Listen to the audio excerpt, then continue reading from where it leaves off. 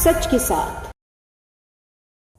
नमस्कार, city Varanasi live में आप सभी का स्वागत है। मैं हूं अमित मिश्रा। आइए अब तक की खास खबरों पर डालते हैं एक नजर।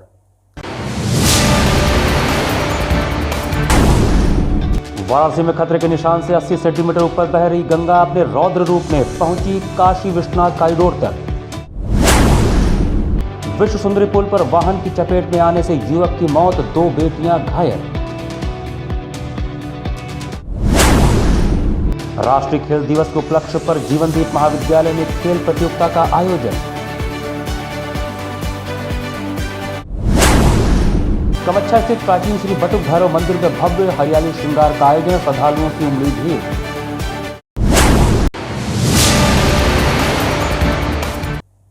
और अब समाचार विस्तार से। खतरा बिंदु के ऊपर लगातार बह रही मां गंगा का जलस्तर 1 सेंटीमीटर प्रति घंटे की रफ्तार से बढ़ रहा है।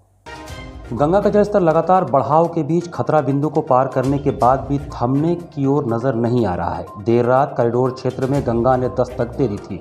गंगा ने बाबा दरबार परिक्षेत्र में प्रवेश किया तो आस्थावानों ने हर हर गंगे और हर हर महादेव का उद्घोष भी किया। कई वर्षों में यह अनोखा मौका था जब गंगा बाबा दरबार की ओर जा पहुंची हैं। सुबह तक गंगा का जलस्तर प्रति घंटे 1 सेंटीमीटर तक बढ़ रहा था। इस लिहाज से आगे दुश्वारियां कम होने की उम्मीद नहीं है। वहीं बाढ़ का पानी शाम 4 बजे तक लगातार बढ़ाव पर होने से निचली कॉलोनियों में दुश्वारियां लगातार बढ़ती जा रही हैं। गंगा का रुख लगातार बढ़ाव की ओर होने के बीच शाम 4 बजे तक 72.09 मीटर तक गंगा का स्तर हो चुका है, जबकि लगातार गंगा का जलस्तर अब खतरा बिंदु को पार करने के बाद नए रिकॉर्ड बनाने की ओर है। बाबा दरबार सहित तटवर्ती तमाम इलाकों में गंगा का जलस्तर अब जल तांडव सर्वत्र नजर आ रहा है। निचले इलाकों से पलायन पहले ही हो चुका है तो अब नए इलाके इसकी जद में आ रहे हैं। मणिकर्णिका घाट पर शवदाह के लिए लोगों को भारी मुश्किलों का सामना करना पड़ रहा है। यहाँ गंगा का पानी गलियों में भी घुस गया है। शवों के अंतिम संस्कार के लिए जगह कम होने के कारण शवों की कतारें लग जा रही हैं। शवदाह के लिए लोगों को घंटों इंतजार करना पड़ रहा है। सिर्फ दाह संस्कार के लिए ही नहीं, लकड़ियों के लिए भी लाइन लगानी पड़ रही है। कुछ ऐसी ही स्थिति हरिश्चंद्र घाट पर भी है। यहाँ भी मुर्दों को जलाने के लिए गलियों में जगह छोटी पड़ने लगी है। यही स्थिति सामने घाट, रमनाथ, डोमरी, रामनगर आदि शवदाह स्थलों की भी है। दशाश्वमेध घाट, शीतला घाट से होते हुए बाढ़ का पानी सब्जी मंडी तक पहुँच गया है। गंगा के सभी तटवर्ती इलाकों में बड़ी संख्या में लोग छतों पर शरण लिए हुए हैं। नमो घाट पर नमस्कार की मुद्रा वाली आकृति भी पूरी तरह डूबने की स्थिति में है। बनारस के सभी पक्के घाट डूबते नजर आ रहे हैं। वाराणसी शहर के दशाश्वमेध घाट पर स्थित जल पुलिस थाना भी पानी में डूब गया है। वाराणसी में गंगा के जलस्तर में लगातार बढ़ाव जारी है, जिसका असर अब शहर की पौष कॉलोनियों में भी नजर आने लगा है। 80 घाट से नगवा की ओर जाने वाली सड़क पर आवागमन पूरी तरह रोक दिया गया है। वहां रहने वाले लोगों ने अपने मकान खाली कर दिए हैं। गंगा के किनारे सामने घाट के आसपास बाढ़ का पानी लोगों के घरों में घुस गया है। साकेत नगर, छित्तूपुर, सामने घाट, लंका मार्ग, मदरमा बस स्टैंड, रविदास मार्ग पर गंगा का पानी लगातार बढ़ता जा रहा है। रामनगर पुल का सामने घाट छोर पर अप्रोच मार्ग भी पानी में डूब गया है। आसपास की कॉलोनियों में भी पानी फैलता जा रहा है। बनारस में सबसे विभत्स स्थिति मारुति नगर की है। बचाव और राहत के लिए 1.5 दर्जन से ज़्यादा राहत चौकियां स्थापित की गई हैं, जहां एनडीआरएफ के जवान तैनात किए गए हैं। बाढ़ को देखते हुए शहर में 19 राहत शिविर बनाए गए हैं, जहां 3500 से अधिक लोगों को शरण दिया गया है। राहत और बचाव के लिए 58 नौकाएं लगाई गई हैं। और क्या गंगा नदी में वाराणसी में लगातार वाटर लेवल बढ़ रहा था, लेकिन बढ़ने की स्पीड थी वो 1 सेंटीमीटर के आसपास ही लगभग पिछले 1.5 दिन से थी। अच्छी बात यह है कि प्रयागराज में सुबह 8 बजे वाटर लेवल कॉन्स्टेंट हो गया है। उसका असर अब यहाँ भी गंगा नदी में आ जाएगा और शाम तक पूरी संभावना है कि जो जलस्तर बढ़ रहा है उसके बढ़ने की गति 0 हो जाए और ये लेवल कॉन्स्टेंट हो जाए। इसके बाद प्रयागराज से पीछे की तरफ यमुना में और गंगा में अब घटाव होना शुरू हो गया है, जिससे पानी घट रहा है। यही अगर ट्रेंड रहा तो हो सकता है कि कल से पानी घटना भी शुरू हो जाए। जो भी पानी पीक पे आना है वो शाम तक आ चुका होगा। अब जितने अलग नए मोहल्ले थे जिनमें बैकफ्लो होता है पानी का, उनमें कल रात से लेके अब तक पानी का भरा हुआ है। और हम लोग कोशिश कर रहे हैं कि लोगों को बताएं कि जहाँ पे खाली आधा 1 फीट पानी है वो थोड़ा सा और वेट कर लें कल तक। अदरवाइज़ नहीं तो जहाँ ज़्यादा पानी भर रहा है उनको हम लोग बाहर निकाल के ला रहे हैं। कुछ सामान ऊपर लोगों का शिफ्ट करवाने में मदद कर रहे हैं। अभी तक 46 हमारी नाव चल रही थी। हमारी करीब 12-13 नाव और आज हमने बढ़ाई हैं ताकि अलग अलग मोहल्लों में सामान लाने की आवश्यकता पड़े तो वो लोग निकाल सकें। आज हमारी राहत सामग्री डिस्ट्रीब्यूशन का काम भी चालू है। पहले हमारे 12 ही शेल्टर होम में लोग आए हुए थे, अब 19 शेल्टर होम में लोग आए हुए हैं और करीब 4000 के आसपास लोग वहाँ रुके हुए हैं। इसके अलावा मोहल्लों में जहाँ लोग बाहर निकल के नहीं आ पाए, घरों में ही हैं, मारुति नगर का एरिया है, नगवा का एरिया है, यह हमारा जो सोनिया कोनिया डेलवरिया का एरिया है, जहाँ लोग निकल के नहीं आए हैं उनको ड्राई राशन किट जिसमें 1 हफ्ते की सामग्री होती है खाना बनाने की, वो सारी उपलब्ध कराई जा रही है। माननीय जनप्रतिनिधि हैं, वे लोग भी जाके वितरण कर रहे हैं। हेल्थ की टीम लगातार जाके कैंप में बैठ के भी लोगों का चेकअप कर रही है, साथ ही मोहल्लों में भी भेजा जा रहा है। हेल्थ का काम तो आगे 1 महीने ही चलेगा, क्योंकि जब पानी घटेगा तब भी नई बीमारियां मच्छर आदि पैदा होंगे। उनका काम अब पूरा चलेगा, उनकी विजिट लगातार चालू है। इसके अलावा बाकी विभाग जो कोऑपरेट करते हैं वो सारे लगे हुए हैं, लगातार प्रशासनिक अधिकारी भ्रमणशील हैं और पार्षदों के माध्यम से, जनप्रतिनिधियों के माध्यम से भी सूचना इकट्ठी की जा रही है। जहाँ भी कोई प्रकार की सूचना रिलीफ की, रेस्क्यू की मिल रही है, वहाँ लोगों की मदद कराई जा रही है। अच्छी बात यह है कि लोकल बारिश ज़्यादा नहीं है और अब घटना भी, अब जो पानी का बढ़ना है वो भी अब स्थिर होने वाला है। तो कुल मिला के अब आज के बाद थोड़ा सा कमी आनी शुरू हो जाएगी, लोगों को रिलीफ मिलना शुरू हो जाएगा। गंगा जी अब का अभी जल स्तर बढ़ ही रहा है, धीरे ही धीरे बढ़ रहा है, लेकिन बगल में जो पूरा नगवा क्षेत्र है उधर में पानी घुस गया है, जिससे लोगों को आने जाने में दिक्कत हो रहा है। तो नाव की सुविधा दिए हुए हैं, आना जाना लगाए हुए हैं, सबकी सेवा हो रहा है। प्रशासन द्वारा आप लोगों को सहेजा गया है या आप लोग? नहीं, हम लोग खुद ही कर रहे हैं। अभी तक कितने लोगों को आप लोग अप डाउन कर चुके हैं? कम से कम 100-120 के करीब हो गए आना जाना। कोई दूध दही लेने जा रहा है, तो कोई नाश्ता राशन पताई लेने जा रहा है, उनको छोड़ देना है वहाँ पर। अभी गंगा जी कहाँ तक आ चुकी है? 80 की तरफ। 80 की तरफ, तो यहाँ तक तो अभी गंगा का जल स्तर हो गया है। सुबह आगे था चौकी के पास, धीरे धीरे बढ़ रहा है। अभी गंगा जी बढ़ी रही है? हाँ, अभी बढ़ेगी। और प्रशासन से क्या कहना चाहेंगे? प्रशासन से ये कहना चाह रहे हैं कि अब थोड़ा थोड़ा सहयोग देना शुरू करें, बहुत ज़्यादा लोग परेशान हैं उधर। पानी तो अभी बढ़ने के लिए मतलब न्यूज़ में चल ही रहा है, पानी भी और बढ़ेगा ही।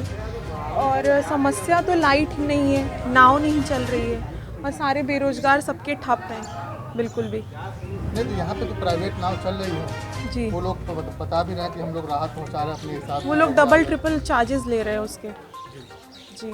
तो वो तो आम जनता के लिए डेली के लिए पॉसिबल नहीं है ना, उनको डेली दिन में 3-4 बार वापस जाना है, तो वो 50-60 रुपये कहाँ से देंगे? मेन समस्या क्या आ रही है? मेन समस्या है लाइट के बगैर सारा अंधेरा है, जानवरों का बहुत प्रॉब्लम हो रहा है, जितने भी कुत्ते वगैरह हैं वो सब लोगों पे भी अटैक कर रहे हैं। इधर ही रहते हैं हम लोग, मगर इसमें जब से पानी बढ़ा हुआ है तब से बहुत तरीके की बीमारियाँ, जब से पानी की वजह से, क्योंकि पीछे की जो नाले हैं वो भी मिक्स हो गई हैं पानी में, जिसकी वजह से बहुत तरीके की समस्याएं उत्पन्न होने लगी हैं। जैसे कोई मलेरिया का बीमारी होने लगेगा, किसी को मच्छरों के पूरा इन्फेक्शन हो रहा है, और बाढ़ के वजह से लाइट भी पूरी जगह से कट गई है, जिसमें सोने में रात में बहुत दिक्कत हो रहा है।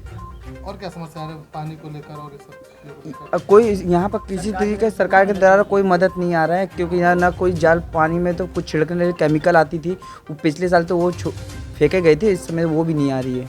तो कितने लोग ऐसे हैं जो इस बाढ़ में फंसे? सभी लोग यहाँ पर जितने लोग हैं यहाँ पर सभी लोग, अनुमान कम से कम नहीं तो 40 लोग, 40-50 मकान हैं। और ये तो आगे की है, पीछे के देखेंगे तो कम से कम 100 मकान है, 100-150 मकान है पीछे की। आप पीछे के भी हालत देखेंगे, नाला की तरफ जाएंगे आप पीछे इधर से, तो पूरे लोग परेशान हैं। सोमवार को विश्व सुंदरी पुल के ऊपर अज्ञात वाहन की चपेट में आने से एक व्यक्ति की मौत हो गई। लंका थाना क्षेत्र के मलहैया इलाके में विश्व सुंदरी पुल के ऊपर सोमवार सुबह 7 बजे अज्ञात वाहन की चपेट में आने से नंदू पटेल उर्फ नंदलाल 37 वर्षीय की मौत हो गई, जबकि मोटरसाइकिल पर पीछे बैठी 13 वर्षीय राखी व 10 वर्षीय प्रिया गंभीर रूप से घायल हो गए। हादसे की सूचना पर पहुंची पुलिस ने घायल दोनों बहनों को ट्रॉमा सेंटर भिजवाया। हादसे की सूचना मिलने के बाद पहुंचे परिजनों ने घायलों और मृतक को अस्पताल पहुंचाने में देरी करने का आरोप पुलिस के ऊपर लगाया। आपको बता दें कि मृतक नंदू वाहन चलाकर परिवार का जीविकोपार्जन करता था। घटना के बाद पत्नी आरती, बेटा राहुल सहित पूरे परिवार का रो रो कर बुरा हाल हो गया। रामनगर थाना क्षेत्र के डेहिया के रहने वाले मानता पटेल का बेटा नंदू अपने ससुराल रोहनिया थाना के कुरहुआ गांव में ससुर श्यामलाल के घर रविवार दोनों बेटियों को लाने के लिए मोटरसाइकिल से पहुंचा। रात में रुकने के बाद दोनों बेटियों को लेकर मोटरसाइकिल से रामनगर घर जाने के लिए निकला था। विश्व सुंदरी पुल पर पहुंचने पर पीछे से आ रहे वाहन से टक्कर लगने के बाद तीनों जा गिरे, जिसमें नंदू की दुखद मौत हो गई, जबकि उसकी दोनों बेटियां घायल हो गईं। गए थे, मामा के घर गए थे, घर से वहाँ से वापस आ रहे थे, बच्चियों को स्कूल जाना था, लेट हो रहा था इसलिए आ रहे थे। ठीक है सर, उनका एक्सीडेंट हुआ वहाँ मौजूद में जब पुलिस थी। ठीक है सर, उनका एक्सीडेंट 7 बजे हुआ है सर। तो वहाँ पे जब पुलिस थी, हम पहुँचे तो पुलिस उसको हाथ लगाकर जब मेरे बच्चियों को हॉस्पिटल में भिजवाए तो उसको क्यों नहीं भिजवाए हैं? अगर क्या पता उसको भिजवाए तो वो बच गए होते। तो वहाँ पे जब मौजूद पुलिस थी तो उसको क्यों नहीं हॉस्पिटल में भेजा? बस मेरी कहानी यही है कि वहाँ पे जब पुलिस थी, जब हम वहाँ पे पहुँचे हैं, जब हम पूछे वहाँ पे एम्बुलेंस भी थी खड़ी, 2 एम्बुलेंस थी, एक नहीं सर 2 एम्बुलेंस थी और वहाँ पे पुलिस भी मौजूद थी, तो उसको हॉस्पिटल में क्यों नहीं एडमिट किया गया? हंटर बुलेट सवार की जोरदार टक्कर से एक युवक की मौत हो गई। जैतपुरा थाना अंतर्गत चौकाघाट ITI कॉलेज के पास बच्चों को स्कूल छोड़कर आ रहे युवक को बुलेट हंटर सवार ने जोरदार टक्कर मार दी, जिससे मौके पर ही युवक की मौत हो गई। इस हादसे की सूचना पाकर मौके पर परिजन पहुंचे। मृतक सोनू सोनकर पुत्र रघु सोनकर चौकाघाट काली मंदिर कच्चीवा का रहने वाला बताया जा रहा है। सोनू सोनकर के 3 बच्चे हैं, एक बेटा 2 साल का व 2 बेटी है। सोनू प्रतिदिन की भांति आज भी अपने बच्चों को स्कूल छोड़कर वापस घर आ रहा था, तभी अचानक अनियंत्रित बुलेट हंटर 350 सीसी ने सोनू को धक्का मार दिया, जिससे सोनू सोनकर की मौके पर ही मौत हो गई। बुलेट चालक आयुष जायसवाल पुत्र सत्यप्रकाश जायसवाल संजय नगर कॉलोनी का रहने वाला है।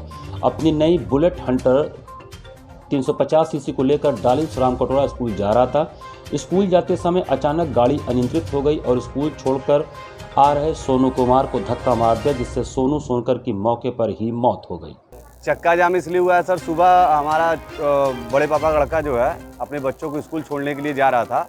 उधर से एक अभी नया सैटरडे को ख़रीदा गया एक नई बुलेट गाड़ी थी और कॉलोनी में 3 लड़कों के साथ बैठ के इतना ज़बरदस्त तेज़ी चलाया जा रहा था कि वो भाई को इतना तेज़ से धक्का मारा कि भाई के मौके वारदात पर ही मौत हो गई। और उसके बाद हम लोगों ने पुलिस प्रशासन की मदद मांगी। पुलिस प्रशासन के पास गए तो उन्होंने बोला कि आप जाइए जैतपुरा थाने पे।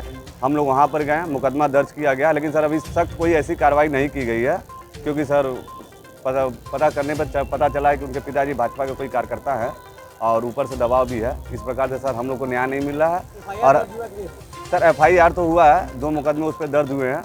जो बोला गया कि वो मुकदमे पे इंश्योरेंस क्लेम किया जाएगा, उस पर आपके जो है मुआवजा दिया जाएगा इंश्योरेंस को लेकर। आप लोग यहाँ पे चक्का जाम? सर हम लोग चक्का इसलिए जाम किए हैं क्योंकि उनके घर में 2 बच्चे हैं, जिसमें से 2 लड़की 1 लड़का है। और सर वो घर में इकलौता था कमाने वाला, और सर उसका कोई आर्थिक जो है अनुसाधन नहीं है कि वो कमा सके और परिवार की जीविका चला सके। अब तो उसके घर में कोई नहीं है। और सर हम लोग ये सर ये जो आकस्मिक है, ये जो मौत है, ये आकस्मिक हुई है, तो सर हम लोग चाहते हैं कि प्रशासन द्वारा उसे कुछ मदद मिल जाए। तो मौके पर अभी यहाँ पे कौन कौन आया है? सर मौके पे अभी थाना जैतपुरा और एडिशनल CP आए हुए हैं, उनसे बैठ के बातचीत हो रही है। और इसके पूर्व में भी सर इससे पहले एक घटना हुई थी हमारे यहाँ पे एक हत्या हुई थी, जिसको गोली चलाते समय जो है कि उसमें फिजूल का एक टाली चालक की मौत हुई थी। उस समय भी इसी तरह प्रशासन आया था और हम लोग को आश्वासन तो दिया जरूर, आश्वासन के बाद भी अभी तक उसको कोई न्याय नहीं मिला और इसी तरह उस मामले को शांत कर दिया गया। और सर इसलिए हम लोग सोच रहे हैं सर कोई ऐसा व्यक्ति आए जो हम लोग के बीच में बैठे और हम लोग को उस तरीके का आश्वासन दे ताकि इस परिवार की आर्थिक स्थिति आगे सही बन सके। सर चक्का जाम क्या सर, हम लोग को न्याय मिल जाए हम लोग चक्का जाम छोड़ देंगे। वैसे भी सर चक्का जाम हटा दिया गया। जब एडिशनल CP साहब आए, बोले कि हम बैठ के आपसे 2 शब्द बात, अगर हमें सही आश्वासन नहीं मिलेगा तो फिर से लोग चक्का जाम करने के लिए बाध्य होंगे। देखिए पहले घटना सुबह 9 बजे की है। सोनू सोनकर पुत्र रघु सोनकर वो काटे मिल में अपने काम से गए थे। एक कोई बुलेट वाला उनको धक्का मार दिया, उनका देहांत हो गया। चूँकि जो व्यक्ति का देहांत हुआ वो व्यक्ति बहुत गरीब है, उसको 4 साल 5 साल 6 साल के 3 बच्चे हैं। औरत विधवा हो गई, उसको रहने के लिए घर नहीं है। हम लोग का जिला प्रशासन से मांग है कि तत्काल 10 लाख रुपया राहत की व्यवस्था उसको सरकार करे। जीवनदीप महाविद्यालय में स्वर्गीय मेजर ध्यानचंद जी के जन्मदिवस पर राष्ट्रीय खेल दिवस के अवसर पर खेल प्रतियोगिता का आयोजन किया गया। स्वर्गीय मेजर ध्यानचंद जी के जन्म दिवस पर राष्ट्रीय खेल दिवस के उपलक्ष्य पर जीवनदीप महाविद्यालय में खेल प्रतियोगिता का आयोजन किया गया। प्रतियोगिता का शुभारंभ करते हुए संस्था के प्रबंधक डॉक्टर अशोक कुमार सिंह ने कहा कि खेलों से मानसिक विकास के साथ साथ सकारात्मक ऊर्जा का भी सृजन होता है। उन्होंने आगे कहा कि युवाओं में सैद्धांतिक ज्ञान के साथ साथ व्यवहारिक ज्ञान का होना भी आवश्यक है। खेल हमें व्यवहारिक ज्ञान से परिचित करवाते हैं। इसमें टीम स्पिरिट, सामूहिक चेतना और लक्ष्य प्राप्त करने के लिए आवश्यक योजना बनाने संबंधी व्यवहारिक कुशलता खेलों से आती है। संबद्धता निदेशक शैलेश त्रिवेदी ने कहा कि आज के भौतिकवादी युग में युवाओं में व्याप्त अवसाद को दूर करने में आवश्यक औषधि है खेल। उन्होंने कहा कि आज हमारा देश खेलों में भी अंतर्राष्ट्रीय स्तर पर तेजी से बढ़ रहा है। प्राचार्य डॉक्टर इंद्रेश चंद्र सिंह ने कहा कि खेलों के आयोजन से युवाओं में स्वस्थ मन, शारीरिक विकास के साथ साथ अनुशासन का भी विकास होता है। इस अवसर पर खेल प्रशिक्षक डॉक्टर राजेश यादव ने बताया कि आओ खेलें के बैनर तले आयोजित प्रतियोगिता में रस्साकसी, बैडमिंटन, कबड्डी, गुल्ली डंडा, पिड्डुक आदि खेलों का आयोजन हुआ, जिसमें BCom, BSc, BBA, BCA, BFA एवं बीजेएमसी विभाग के छात्राओं ने भाग लिया। खेलों के परिणाम इस प्रकार से रहे। रस्साकसी में बीकॉम प्रथम, बैडमिंटन में बीसीए प्रथम, कबड्डी में बीबीए प्रथम। खेल प्रतियोगिता का संचालन जंग बहादुर पाल ने किया। यहाँ पर वक्त चला छोटे से ब्रेक का, बने रहिए सिटी वाराणसी लाइव के साथ। वाराणसी लाइव, सच के साथ। शिक्षित महिला, समृद्ध समाज, आधुनिक शिक्षा, भारतीय सभ्यता, यही है पहचान धीरेन्द्र महिला पीजी कॉलेज की। NAAC एक्रीडिटेड, महात्मा गांधी काशी विद्यापीठ से संबद्ध।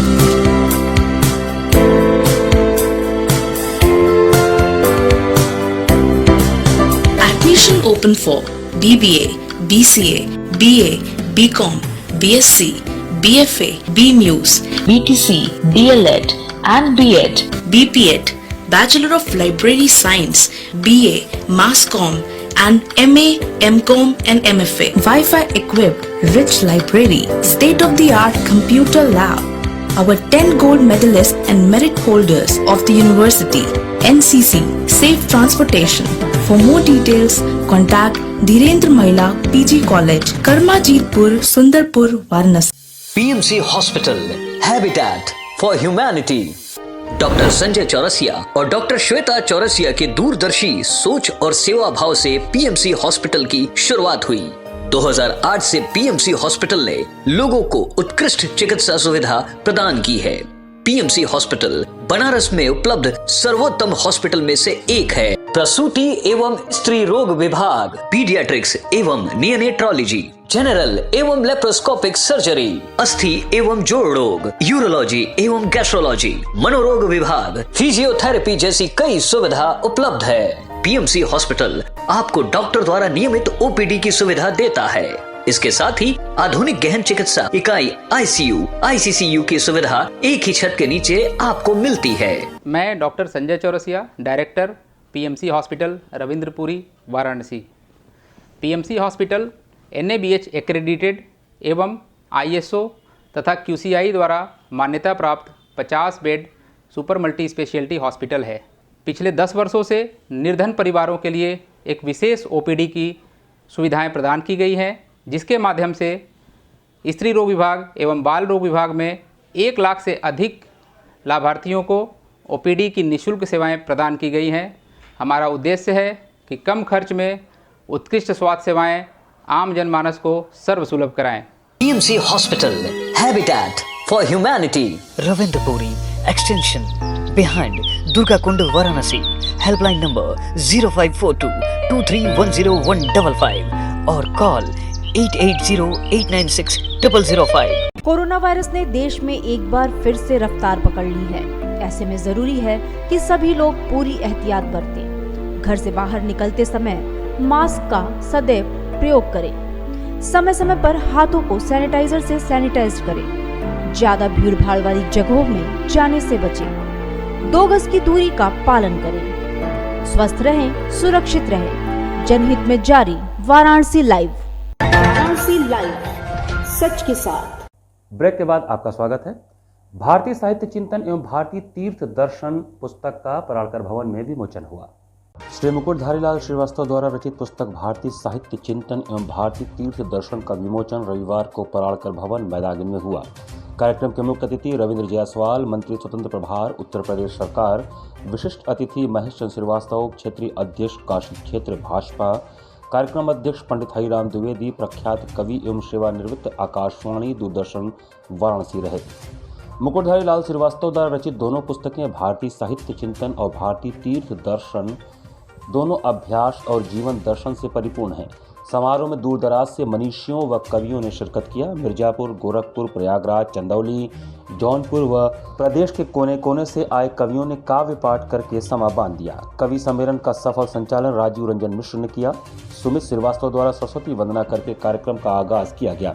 अरुण कुमार श्रीवास्तव गोरखपुर, अरविंद उपाध्याय, अनिल कुमार राजभर जौनपुर, गिरीश पांडे, विनोद कुमार शर्मा, पन्नालाल पाठक, सुमति श्रीवास्तव, संगीता श्रीवास्तव, आलोक कुमार यादव, सतीश श्रीवास्तव, प्रदीप श्रीवास्तव, मनोज द्विवेदी, दुर्गेश कुमार श्रीवास्तव, प्रमोद कुमार सिंह आदि कवियों ने काव्य पाठ करके समा बांध दिया और अंत में विशिष्ट अतिथि महेश चंद्र श्रीवास्तव द्वारा उद्बोधन के साथ कार्यक्रम का समापन हुआ। भारतीय साहित्य का चिंतन और भारतीय तीर्थ दर्शन, यह किताब श्रीमान मुकुट बिहारी जी ने लिखा है। आज इसका लोकार्पण किया गया है। इस किताब में समाज के प्रति जो कुरीतियाँ हैं उसके बदलाव करने के लिए जो देश का हमारे संस्कृति कल्चर है उसके बारे में जिक्र है, वह जान करके हमें वहाँ जाना चाहिए और जीवन में उसका हमको घर बैठे बैठे इस किताब के माध्यम से उसका दर्शन मिल जाएगा। प्राचीन श्री बटुक भैरव मंदिर में बाबा का भव्य हरियाली श्रृंगार एवं जल विहार का आयोजन हुआ। कमचा स्थित प्राचीन श्री बटुक भैरव मंदिर में प्रतिवर्ष की भांति इस वर्ष भी श्री बाबा बटुक भैरव जी का भव्य हरियाली श्रृंगार एवं जल विहार रविवार को आयोजित हुआ। विश्वविख्यात कश्मीर के गुलमर्ग की वादियों में हरियाली तथा जल विहार श्रृंगार की झांकी का नैनाभिराम दर्शन श्रद्धालुओं ने किया। इस वर्ष बाबा ने स्वर्णमयी आसन पर अरुण हो भक्तों को दर्शन दिया। इस अवसर पर दिव्य झांकी का नैनाभिराम दर्शन, जिसकी प्रतीक्षा काशी के श्रद्धालुओं को सदैव रहती है, इसके लिए भक्तों का तांता प्रातःकाल 5 बजे से ही लगना प्रारंभ हो गया था। प्रातःकाल बाबा का पंचामृत स्नान के बाद मंगला आरती हुई। इसी के साथ श्रद्धालुओं द्वारा श्री बाबा बटुक भैरव के दर्शन पूजन एवं प्रसाद वितरण का क्रम अनवरत शुरू हो गया। बाबा के अलौकिक बाल स्वरूप के दर्शन के लिए भक्तों की अपार भीड़ मानो मंदिर में उमड़ पड़ी। इस भारी भीड़ में काफी देर बाद जो भी भक्त बाबा तक पहुंचा, उनके तेज पूर्ण स्वरूप के दर्शन अपलक निहारता रहा था। जिसके बाद रात्रि 9 बजे बाबा की महाआरती हुई। महंत राकेश पुरी ने बाबा की महाआरती 1008 बत्ती वाले दीपदान एवं 1.25 किलो कपूर द्वारा किया। इस दौरान 51 भक्तों द्वारा डमरू बजाया जा रहा था। इस अवसर पर मंदिर परिसर व बाहर बर्फ से विश्वविख्यात कश्मीर के गुलमर्ग की वादियों के स्वरूप को बनाया गया था। कश्मीर की प्राकृतिक जीवंतता का एहसास करा रहे थे। तो वहीं मंदिर को विशेष रूप से कश्मीरी फूलों से बगीचे के स्वरूप में सजाया गया था। साथ ही गर्भगृह, मंदिर परिसर एवं आसपास सुंदर सजावट की गई थी। हरे कृष्ण हरे राम संकीर्तन सोसाइटी द्वारा श्री राधाष्टमी कार्यक्रम की रूपरेखा तैयार की गई। हरे कृष्ण हरे राम संकीर्तन सोसाइटी मनुष्य के आध्यात्मिक एवं सामाजिक मूल्यों के विकास के लिए कार्य करती है। सोसाइटी अपने विभिन्न कार्यक्रमों के माध्यम से व्यक्ति के विचारों को बदलकर उसके अंदर विनम्रता, दंभहीनता, अहिंसा एवं सरलता के प्रति जागरूक करने का प्रयास करती है। रविवार को हरे कृष्ण हरे राम संकीर्तन सोसाइटी द्वारा महमूरगंज में ईस्ट गोष्ठी हुई, जिसमें पिछले दिनों संपन्न हुए 3 दिवसीय श्री कृष्ण जन्माष्टमी महोत्सव के सफल समापन पर लोगों के प्रति कृतज्ञता प्रकट की गई। साथ ही आगामी 4 सितंबर को रथ यात्रा क्षेत्र में होने वाली श्री राधाष्टमी कार्यक्रम की रूपरेखा तैयार की गई। राधाष्टमी के बाद 10 व 11 सितंबर को महमूरगंज स्थित माहेश्वरी भवन में 2 दिवसीय राधा महोत्सव मनाने का निर्णय लिया गया। इस अवसर पर रासलीला कार्यक्रम का भव्य आयोजन हुआ। इस अवसर पर गोपी प्रभु, राघवेंद्र प्रभु, मुकेश प्रभु, काशी प्रभु, महिला प्रभाध्यक्ष प्रियंका, पद्मिनी, विद्यामणि, संजय, प्रीति तथा मीडिया प्रभारी गुरु प्रसाद प्रभु आदि की उपस्थिति रही। बाइट कृष्ण प्रसाद दास।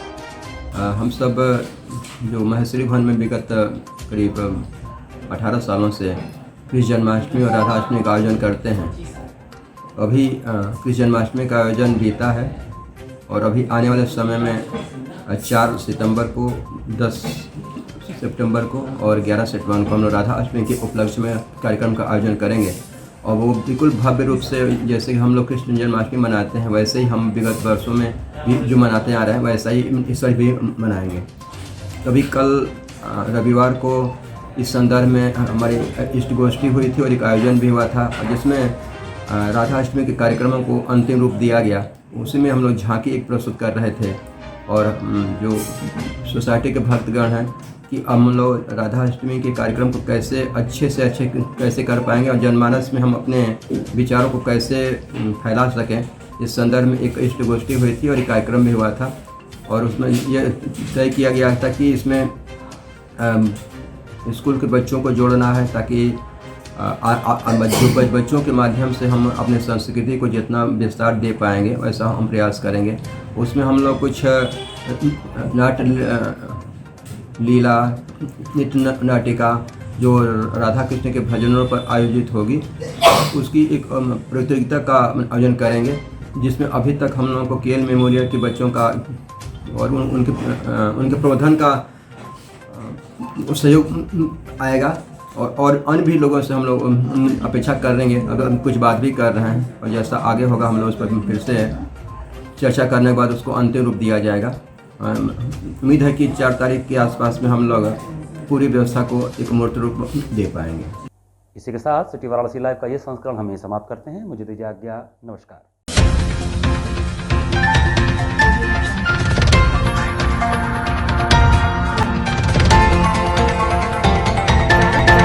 लाइव, सच के साथ।